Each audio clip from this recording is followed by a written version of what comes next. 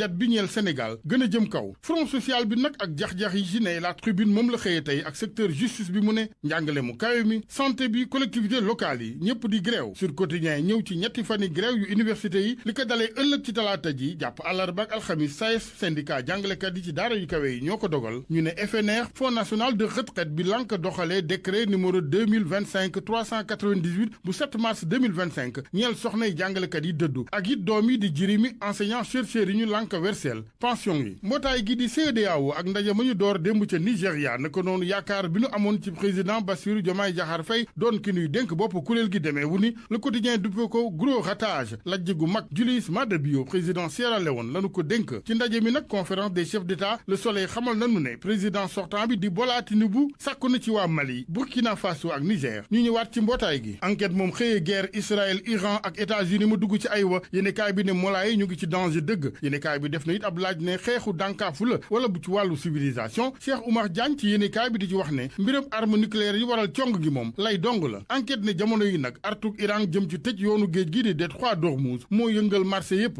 wàllu lamb yéenekaay yu bari ñëwaat ci ndamal Sa Thiès bi ci kanamu Zarko Tribune Sport ne Sa Thiès delloo na Zarko ca place am teg ca di laaj Modou Lo ak Tapha Tine point actu sport ne Sa Thiès daan na ak kilifteef Zarko dóor ko ñaari yoon